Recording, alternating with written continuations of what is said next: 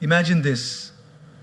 You're walking peacefully, sipping your chai, enjoying a good day, and then someone comes, says something rude, and your whole mood crashes. Just one sentence, just one look, and suddenly you're burning inside. But pause for a second. What if I told you the most powerful response is not a reaction, but a redirection? Friends, in life, people will hurt you. That's not a maybe, it's a certainty. Some do it unintentionally, others, sadly, very intentionally. But how you respond will shape not just your relationships, but your character, your peace, and your future. We live in a world where everyone's racing to give a comeback. Someone shouts, we shout louder. Someone disrespects us, we plan revenge. But the truth is, when someone hurts you, don't react instantly. Just do this. Pause, breathe, and respond consciously. Let me share a little story. A monk once asked his teacher, "How do I know when I've truly grown in wisdom?" The teacher smiled and said, "When someone insults you and you don't feel the need to prove them wrong." Wow, that hit me. Because isn't that what maturity really is? It's not about how sharp your tongue is. It's about how still your heart remains when chaos surrounds you. Life will give you many opportunities to react. But the wise ones, they learn to respond. So next time someone hurts you, before you react, take a pause, breathe, observe, and choose your response. You're not just preserving your peace, you're building your power. Let them throw words, you throw wisdom. Let them bring chaos, you bring calm. Let them try to shake you, you stand still like a mountain. Because when you master your reaction, you master your life. In a world where everything moves fast, messages flying in, tweets flying out, we've gotten used to instant responses. Someone criticizes us, we reply in seconds. Someone hurts our feelings, we send that angry message back. It's like life has become a tennis match. You hit, I hit back harder. But in this rush to react, we often forget to reflect. Think about this. Have you ever sent a text in anger only to regret it 5 minutes later? Or shouted at someone during a fight and felt guilty for days? That's the cost of reacting. Reaction is immediate, it's emotional, it's raw, but more often than that, it's reckless. Reflecting, on the other hand, is where wisdom lies. There's a story of a man who was walking in the forest and got bit by a snake. He screamed in pain, but instead of seeking help or treatment, he chased after the snake in anger, determined to punish it. He ran deeper and deeper into the forest, losing his way, getting more injured, more exhausted, until he collapsed. Now the question is, did the snake cause his downfall? Or was it his reaction to the snake? That's how many of us live. Someone says something to us, a rude comment, a sarcastic jab, or just a look, and we chase after the pain with our reaction. We carry it with us all day, sometimes all week. We go home and tell everyone how hurt we are. We post about it. We replay it in our mind like a movie stuck on loop. But what if instead we just paused and reflected? Imagine someone honks at you aggressively while driving. Now, one option is to scream back, speed up, and let road rage take over. But what does that lead to? Stress, anxiety, maybe even a dangerous accident. But another option is to smile softly, take a deep breath, and think, maybe they're having a bad day, maybe they're rushing to a hospital, Maybe they just lost their job. You don't know their story, but you know yours. And your story is too precious to be ruined by a moment of someone else's instability. Reflection gives you space to see beyond the moment. It allows you to observe your emotions without becoming a prisoner of them. It's like the difference between a spark and a wildfire. The spark is the moment someone says something hurtful. But the wildfire, that's what you create when you pour your reaction onto it. Gaur Gopal Das often reminds us our emotions are like guests. They come and go. But if we react immediately, we become permanent hosts to temporary visitors. When we reflect, we let those emotions pass without giving them the keys to our peace. Let's take a real-life example. Suppose you're at work. You've worked hard on a project for weeks. You finally present it in a meeting, and instead of praise, your boss picks on small errors in front of everyone. Your face flushes, your ego burns, the urge to defend yourself kicks in. But in that moment, if you react, if you argue or walk out, you lose more than the argument. You lose trust, you lose your cool, and maybe even your credibility. But if you pause and reflect, something magical happens.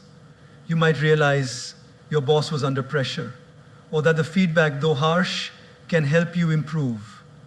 You might decide to have a calm conversation later, rather than create drama now. That's the power of reflection. It gives you control over the moment instead of being controlled by it. Children react, adults respond. The difference? Reflection. When someone hurts you, try this. Step away for a moment. Go for a walk. Write down what you're feeling. Talk to a friend you trust.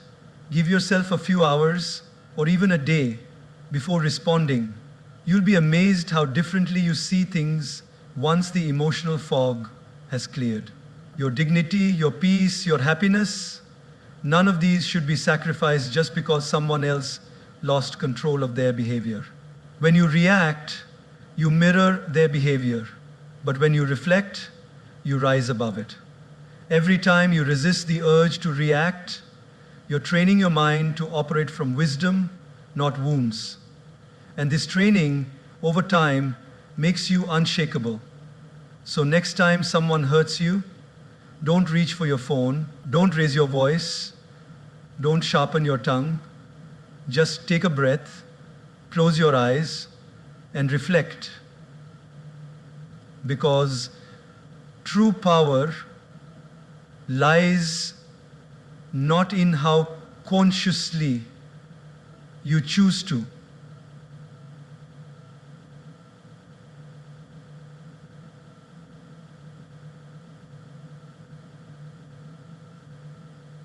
Don't raise your voice.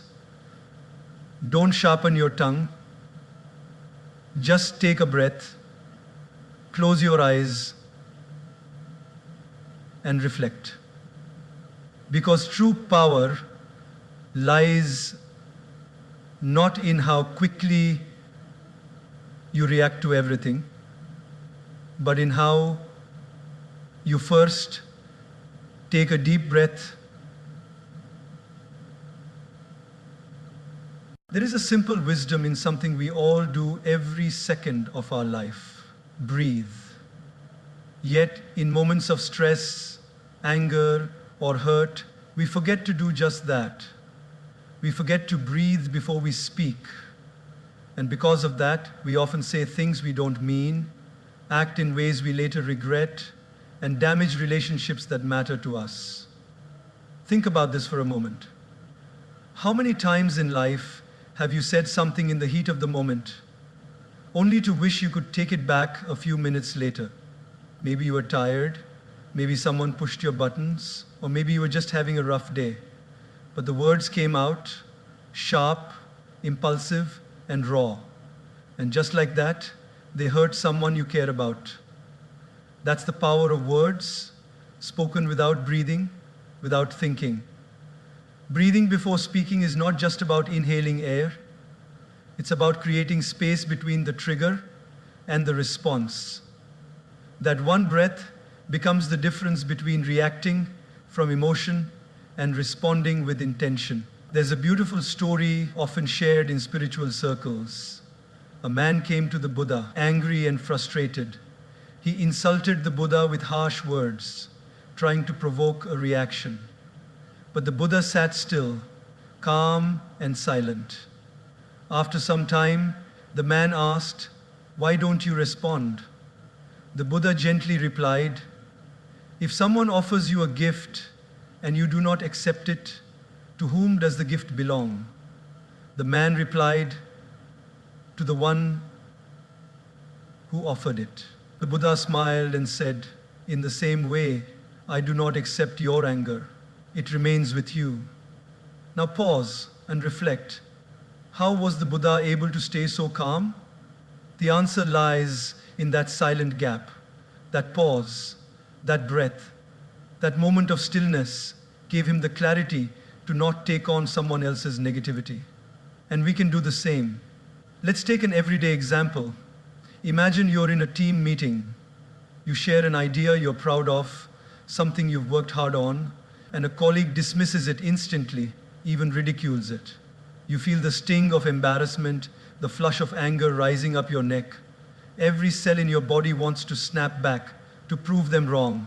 But instead, you take one deep breath. Just one. In through your nose, out through your mouth. In that moment, your heart slows. Your mind clears. And instead of reacting with anger, you respond with grace. Thank you for your feedback. Would love to hear more about your perspective. Just like that, you've transformed the energy in the room. You've led with wisdom, not ego. This one breath, this pause, becomes your superpower. You see, when we're emotionally charged, our brain operates from the amygdala, the fight or flight center. It's survival mode. That's why we lash out, shut down, or get defensive. But the moment we breathe consciously, we activate the prefrontal cortex, the rational part of the brain. Suddenly, we're not reacting from fear or anger, we're responding with thought and maturity. Gaur Gopal often says, if you can control your breath, you can control your life. And it's true. The breath is the bridge between your mind and your emotions. It's the invisible thread that ties your inner world to your outer actions. Let's take another example. Picture a parent who just got home after a long, exhausting day. The house is a mess, the kids are shouting, and one of them spills juice all over the floor. The parent is at the edge of snapping. But they stop. They close their eyes, take a deep breath, and count to 5. Suddenly, they see things differently. They see the laughter of their child, the innocence in the mistake, and instead of yelling, they kneel down, clean the mess, and turn it into a moment of connection. That breath saved the moment. That breath protected the relationship. So often, what we need is not more words, but more space between our words, more silence between our emotions, more breath between our impulses. When someone says something hurtful, before you reply, breathe. When life doesn't go your way, before you complain, breathe. That breath may seem small, even unnecessary, but in reality, it is everything. It gives you time to choose your tone. It gives you space to think. And most importantly, it gives you the power to stay in control of yourself. Words once spoken cannot be unsaid, but words delayed through breath can be transformed. And often, silence says more than speech ever could. So let breathing become your daily practice. Before that meeting, take a breath. Before that tough conversation, take a breath. Before hitting send on that angry text, pause and breathe. You'll be amazed how much peace and power you find in just a few seconds of stillness. Because those who master their breath, master their emotions. and those who master their emotions master their lives. It's one of those statements that sounds simple, but holds a deep, transformative truth. Hurt people hurt people. It means that those who inflict pain are often the ones who are silently bleeding inside. When someone lashes out at you, mocks you, ignores you, betrays you, or treats you unfairly, it's natural to take it personally. It's human to feel offended. But the moment we look beyond their behavior and try to understand the pain behind their action, something changes in us. Our heart softens. Our reaction transforms into reflection, and instead of returning pain with more pain, we begin to respond with compassion.